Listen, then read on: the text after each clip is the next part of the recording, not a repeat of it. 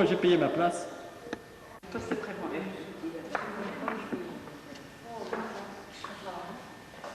C'est bon, non, mais c'est bon, ça change. On va aller faire un tour au bois de la gare. vous avez bien une forêt à traverser. Oui, vous êtes en retard.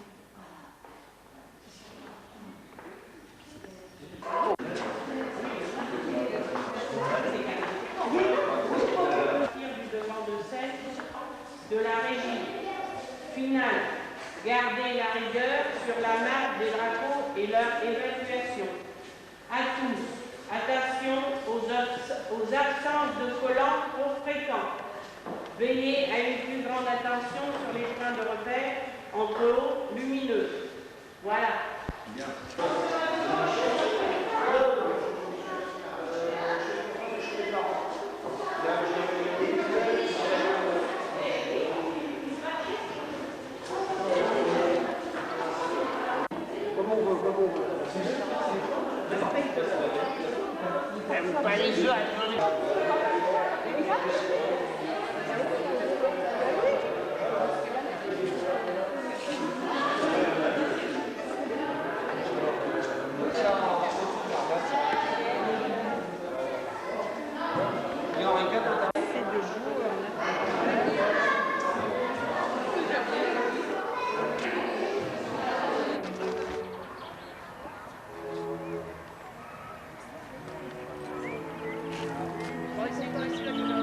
Oui, ça va venir. Il a dit que ça allait venir. C'est sous les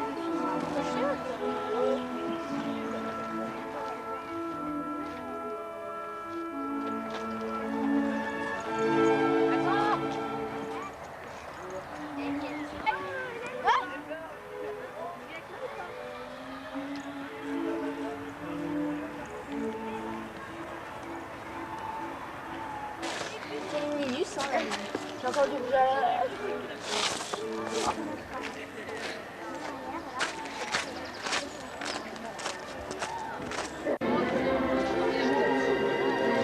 Je peux prendre la madame, j'aime pas ça.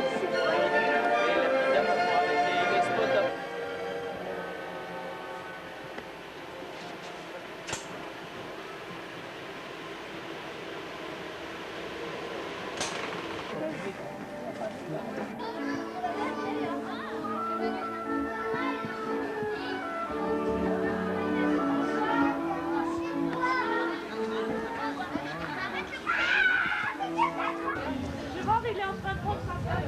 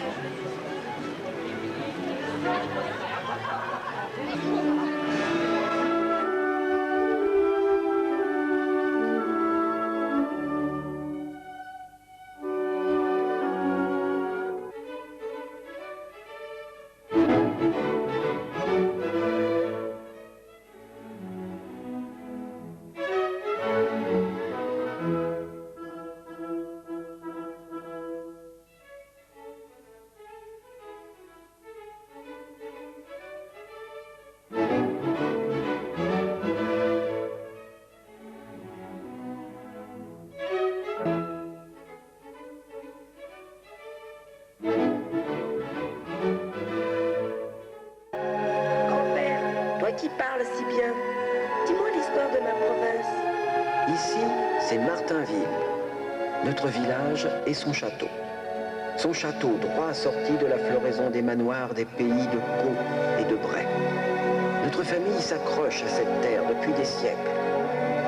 Pour la raconter, il faut remonter loin, au premier de nos seigneurs, sans qui la Normandie ne serait qu'une province comme les autres, ce qu'elle n'est point. Venu des lointains fjords scandinaves, Rolf sème la terreur sur son passage. Les hommes loups, repoussés de Chartres, remontent vers le pays marin de l'Eure. Qui est votre grand-père? Tu le connais mieux sous le nom de Roux ou de Rollon. C'est le véritable père de la Normandie. Ainsi va-t-on baptiser le pays des Vikings, qui ont tellement aimé cette région qu'ils y sont demeurés.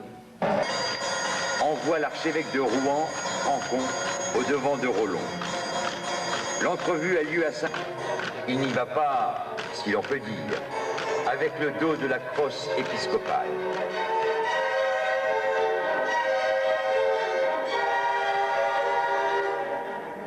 Puissant Roux, tu uses et abuses de ta force. Tu vis des larmes d'autrui et du pillage. Si tu ne prends mieux soin de ton âme, tu iras rôtir en enfer. Fais hommage à Charles, notre roi bien-aimé.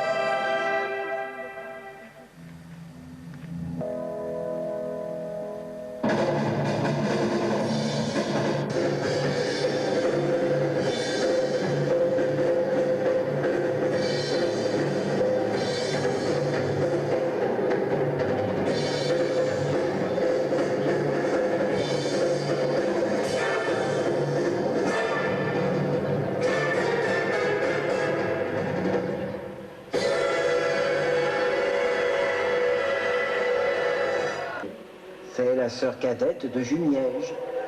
N'oublions pas Fontaine-Guérard, édifiée grâce à Robert aux mains blanches, ni non plus Pavilly, Montivilliers, et d'autres encore, que j'oublie peut-être. Sur la route merveilleuse du sang de Fécamp, venu du figuier d'Isage et rejoint par la vague mystique qui déferle depuis le roi d'Agobert.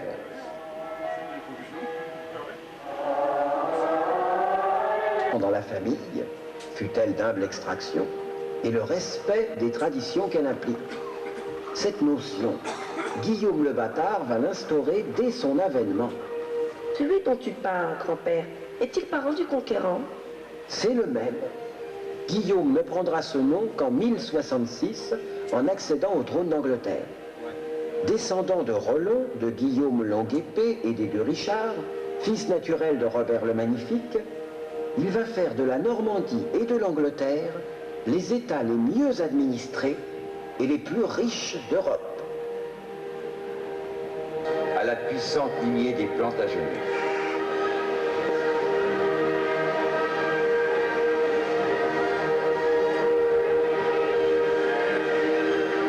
Les années de guerre les terres, amenant ainsi comme une réalité la prophétie des Écritures. Au milieu d'un ignoble égoïsme et de la lâcheté générale, laquelle divisait princes anglo-normands et français, et parfois aussi entre eux les seigneurs du royaume des Lys. De pays, au coin de chaque chaumière, de chaque vanneuse,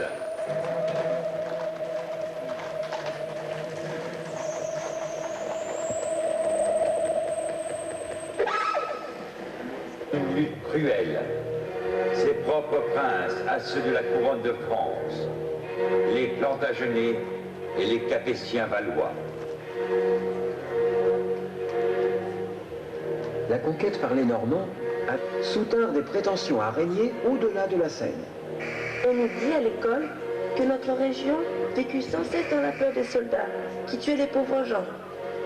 nos pays subirent un véritable calvaire, un chemin de croix long de 116 ans, marqué, il est vrai, de quelques étapes, mais non moins cruelles, comme celle qu'imposa l'épidémie de peste en 1347. À ce moment, le royaume des Lys faillit disparaître. La Normandie eût connu alors un sort tout autre que celui qui est le sien aujourd'hui. Heureusement, survint de Lorraine une humble paysanne, dont on se moqua d'abord, parce qu'elle prétendait avoir reçu de Dieu la mission de bouter l'anglais hors de France. Elle y réussit, bien avant sa fin tragique et horrible à Rouen.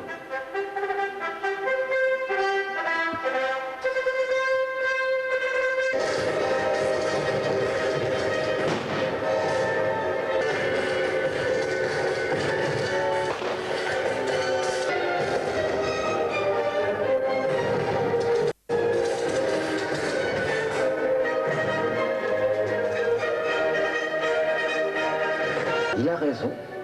Aucune paix ne fut signée après la défaite anglaise de Formigny. Mieux, les souverains au léopard s'attribuèrent le titre de roi de France jusqu'en 1801. Après cette affreuse époque où l'on voyait tant de misère, la Normandie allait-elle enfin connaître le bonheur? Le bonheur?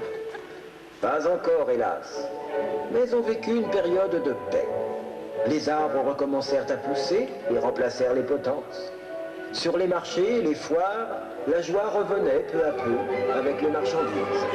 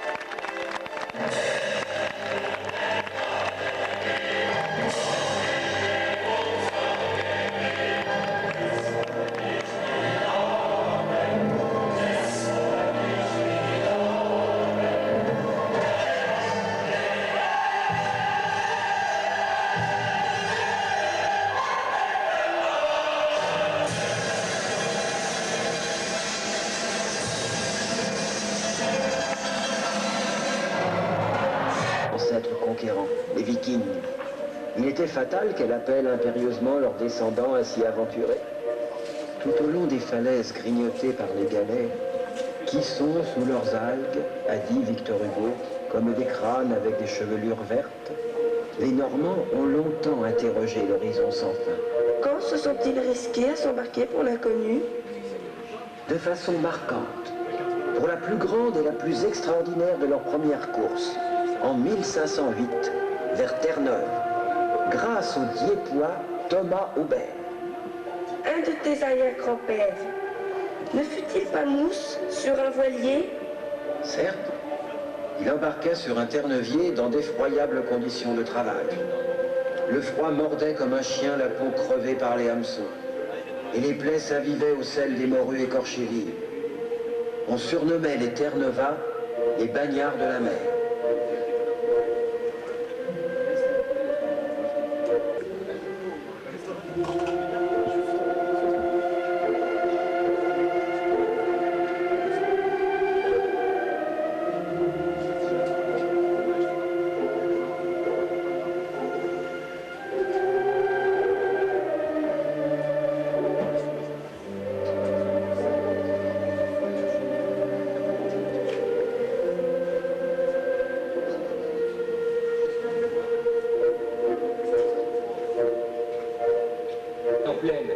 Nous aidera sur mer, où il sera notre allié pour chercher les terres neuves. Nous explorerons loin, très loin. Et je vous le dis, nous deviendrons riches. Allez, tous au bateau!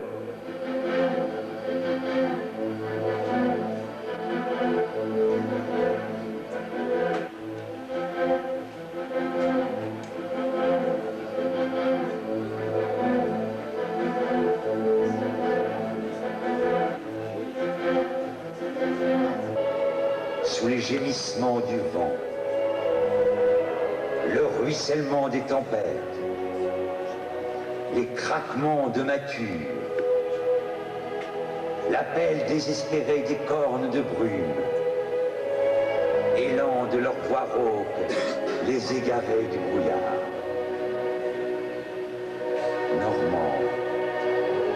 Normand mon frère, perdu en mer, ou de Fécamp, dans la morne désespérance du glas de Toussaint. C'est que, quand tu pêchais là-bas, au milieu des bourrasques, ta famille souffrait l'ouragan comme son propre martyr.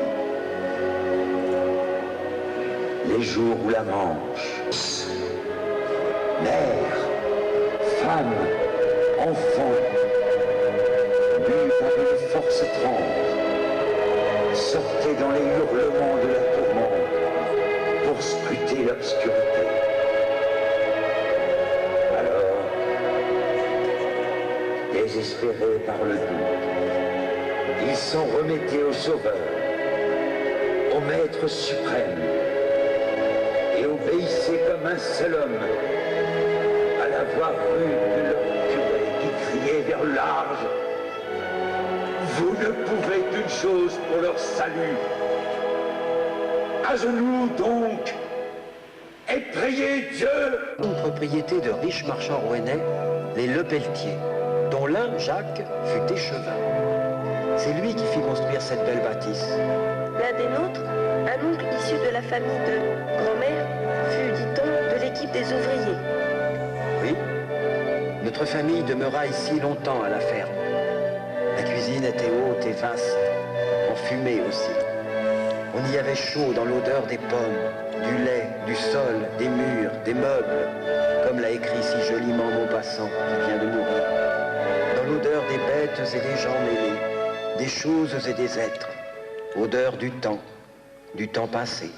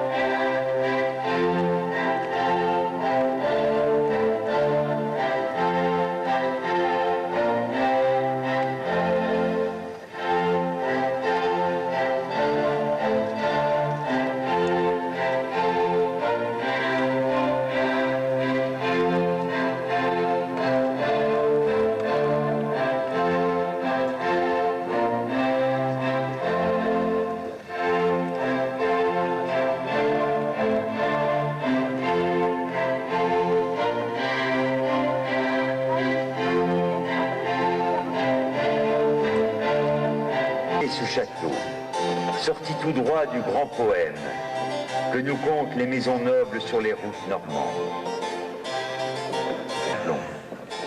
Les compagnons et leurs aides taillent, cisèlent, creusent les douves et enfournent les briques.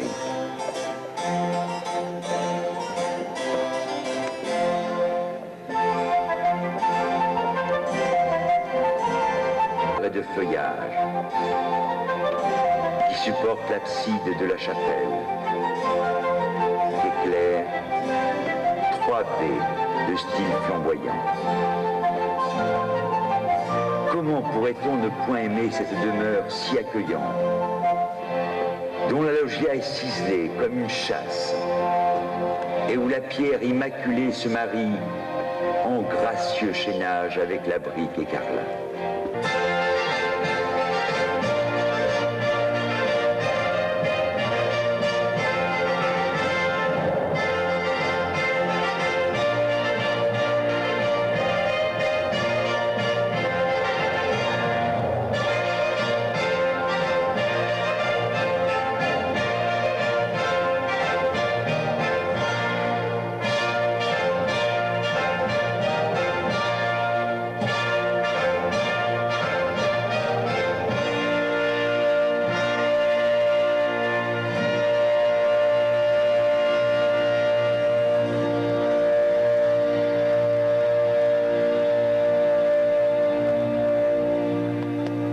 S'allumer les bûchers et s'installer l'Inquisition.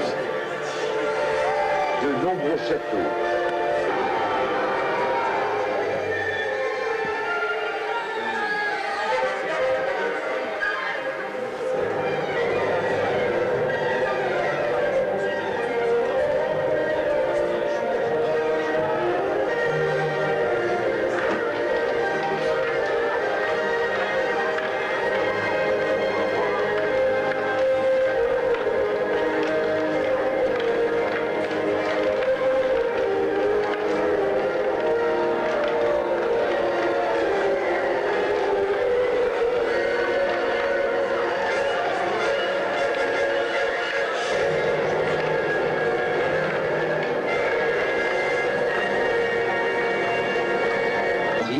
Passera ici en 1592. Il est familier de la région, même si ses souvenirs ne sont pas toujours plaisants. Témoin le siège qu'il a dû subir au château d'Arques quelques années plus tôt. Est-ce que le village de Martainville lui fit fête? On en est sûr. D'autant que ce jour-là se tenait ce que nous appelons la louée. Une coutume essentiellement normande et qui consistait en un véritable marché aux domestiques. Chacun venait offrir ses services et se placer librement. La louée réunissait toujours beaucoup de peuple. Aussi, Henri fut-il bien accueilli.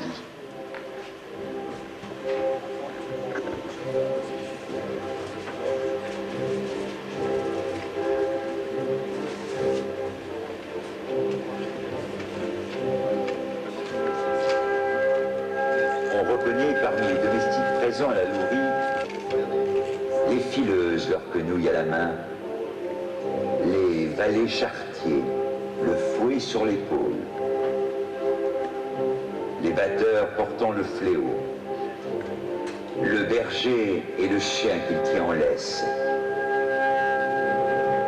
Comme on dit au pays, toujours ce jour-là, c'est à qui on savait faire le plus.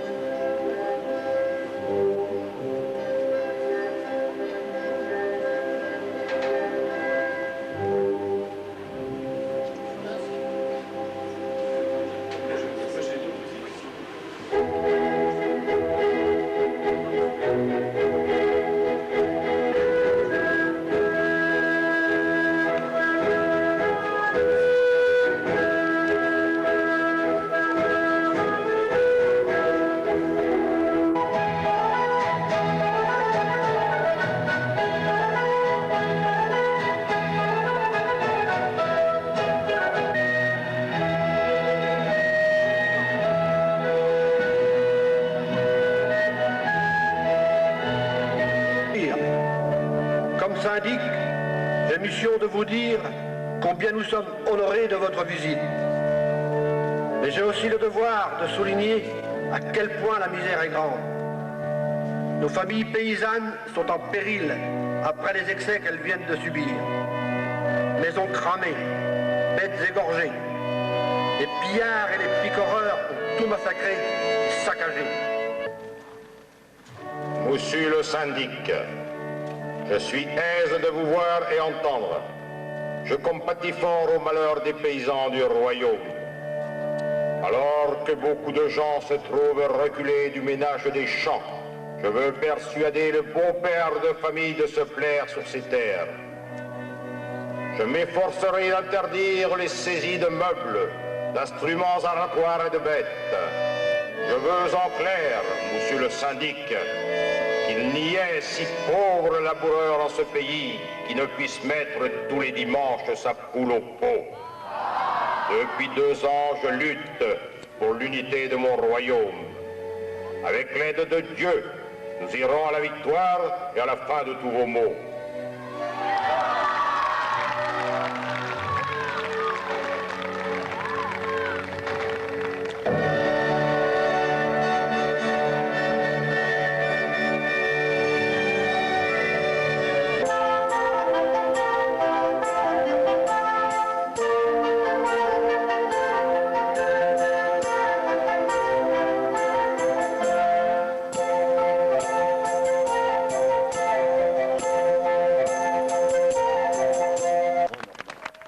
Pierre Corneille, né à Rouen en 1606. Commence ensuite une création littéraire féconde. Combien a-t-il écrit de pièces de théâtre? Une trentaine, une bonne trentaine, dont d'immortelles tragédies qui lui apportèrent une gloire sans égale en son temps. Polyeucte, vaste ouvrage d'essai sur la christianisation de la tragédie, fut écrit en 1642. Si l'on jouait Polyeucte au théâtre de Rouen, je voudrais tant, grand-père, que tu m'y emmènes. Ferme les yeux, petit, et imagine. C'était au temps des chrétiens. Pauline, je crois, fille du gouverneur romain, aimait Polyeucte. Mais celui-ci, ne voulant pas renier Dieu, sacrifie son amour. À la fin, elle le voit partir vers l'arène, encadré de soldats. Oh petit, je crois bien me souvenir que le jour où j'ai vu cette pièce, j'ai pleuré.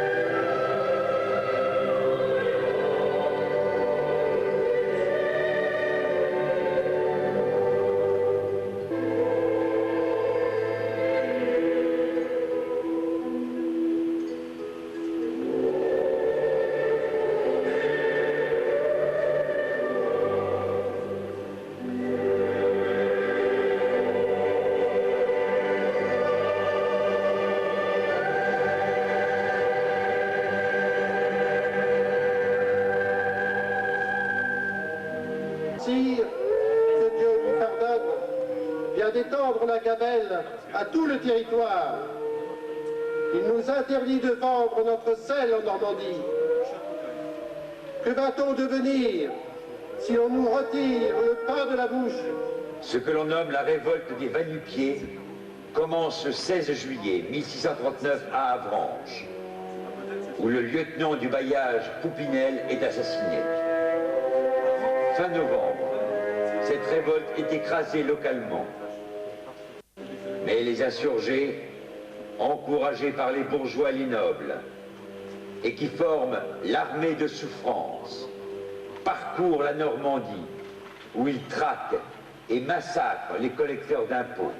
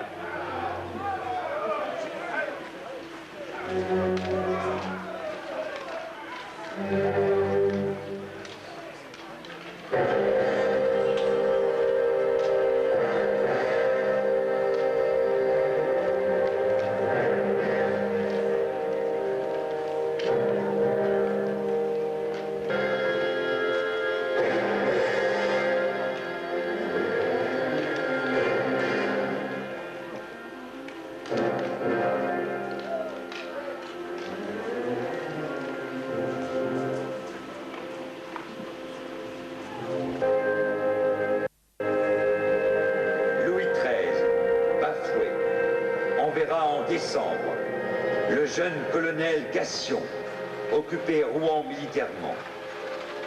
Le 2 janvier, le chancelier Séguier suit l'armée pour châtier les responsables. Normandie est de la plus authentique noblesse qui se puisse trouver. Anne-Marie, Louise d'Orléans, duchesse de Montpensier. C'est elle, grand-père, que nous nommons la grande mademoiselle. Jamais le qualificatif de grand n'a mieux convenu qu'à cette dame. Par la taille et la naissance, certes, mais également par le cœur et l'âme. En outre, dans ses mémoires, elle s'est présentée de telle sorte qu'on peut lui attribuer aussi de l'esprit.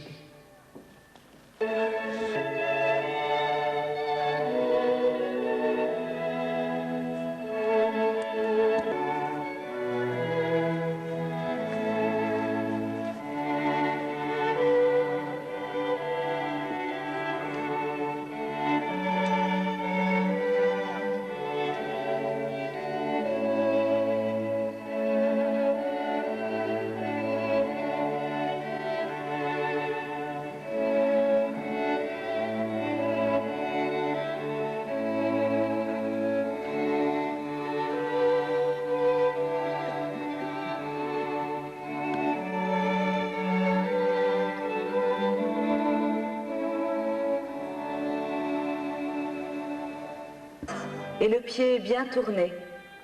J'ai l'air haut, sans l'avoir glorieux.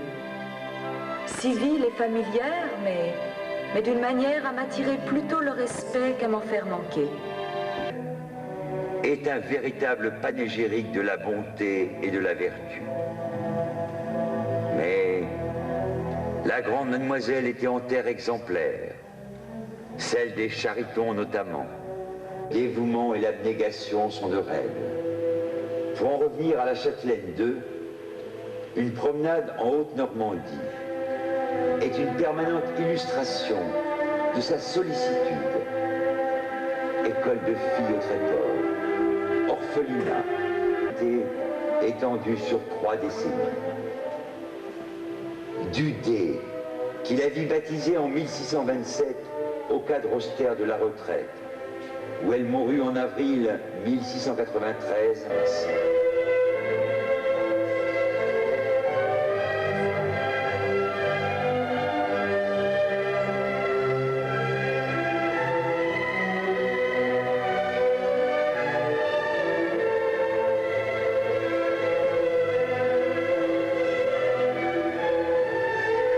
Nous voici pour l'heure, au début de la Révolution. La proverbiale prudence des Normands va en tempérer les excès et en limiter les abus. On dit qu'à Thuville, pourtant, on a coupé la tête d'un homme qui ne voulait pas crier « Vive la République ». Les grands bouleversements vont, quoi que l'on fasse, du pire au meilleur. La Haute-Normandie connaîtra les deux, du pillage des fermes et des châteaux jusqu'au cahier de doléances, si nécessaire à la nation.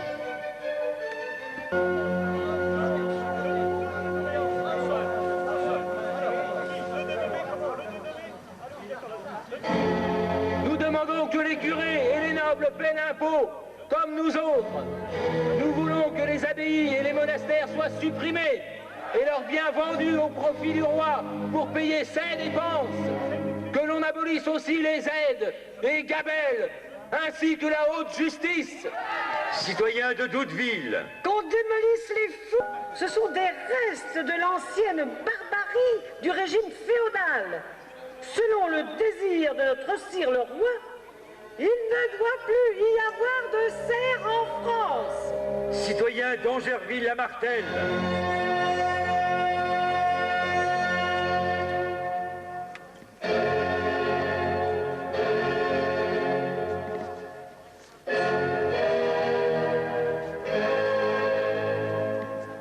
lapins et les pigeons ravagent nos récoltes. Nous réclamons des...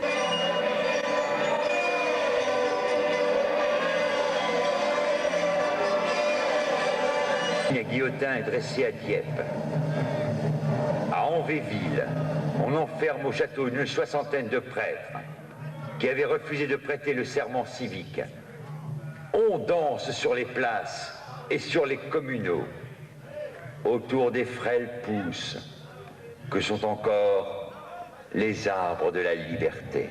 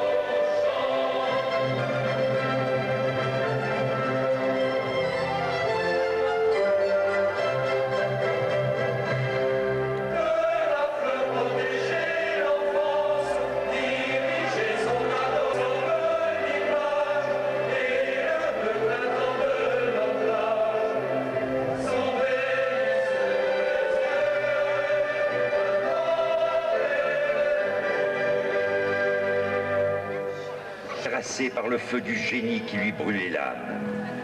C'est le 3 juillet 1893 qu'a disparu à Paris Henri-René Albert, dit de Maupassant, véritable météore de la vie littéraire française, qui en 10 ans a donné avec son maître Gustave Flaubert ses immortelles lettres de noblesse à la Normandie. Tout notre pays cauchois est dans l'œuvre que celui que Paul Morand baptisa le taureau normand. Les mots, les phrases, les expressions errent, virevoltent, vont, viennent, fleurissent, partent et repartent dans nos sentiers, nos chemins, nos rues. Elles bondissent dans les prés, les valleuses, tourbillonnent dans nos champs et nos fermes, meurent dans nos chaumières et nos châteaux. Tous ces personnages qui traversent la pénombre, les reconnaissez-vous? De qui nous parle-t-il? De Miss Harriet? De Boule de Suif? De l'héritier? De Berthe?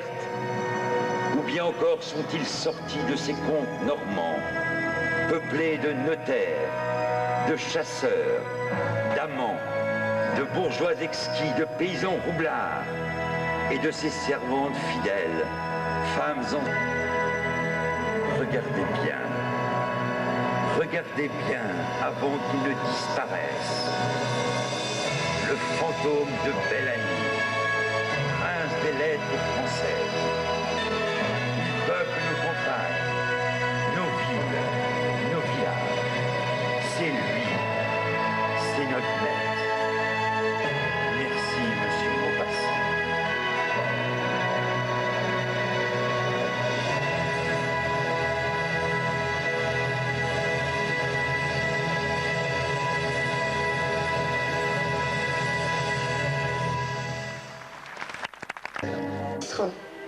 Oui, j'ai joué dans son ouvreux, c'est-à-dire son atelier, lorsque j'étais encore un petit bézo. C'est que le fil du lin, au-delà de l'artisanat et de l'industrie, est aussi souvent fil familial.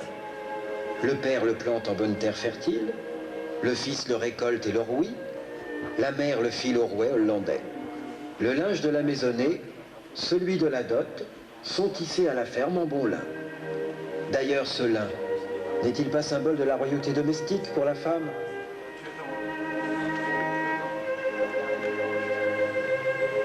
Le lin s'associe à notre histoire.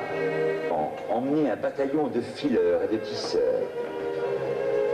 Et c'est sur toile de lin, brodée en laine de 4 couleurs, que l'épopée normande est contée sur la célèbre tapisserie de Bayeux. Il fait partie intégrante de nos us et coutumes. Fibre millénaire, chantée par Pline l'Ancien, le lin, sa graine minuscule, sa tige fragile, sont des attributs devenus légendaires.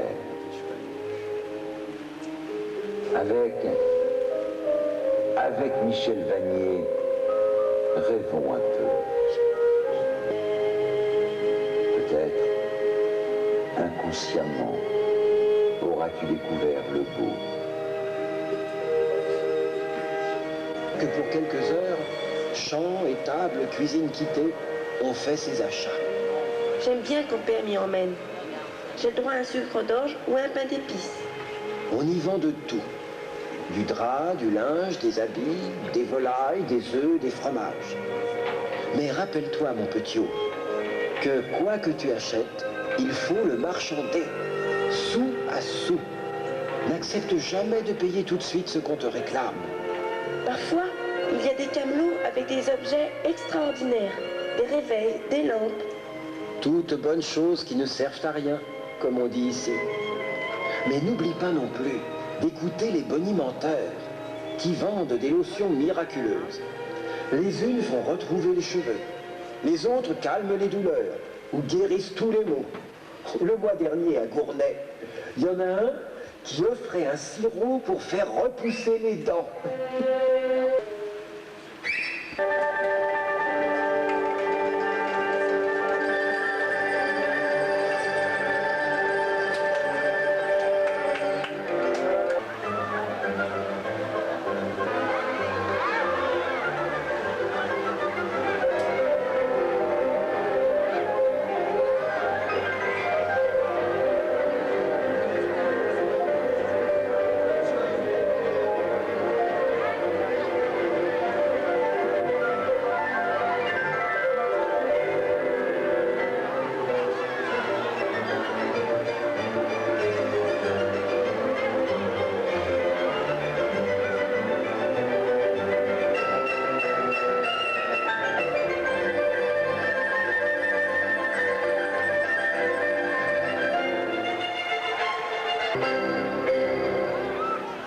Mais non, par chaque goutte de son sang.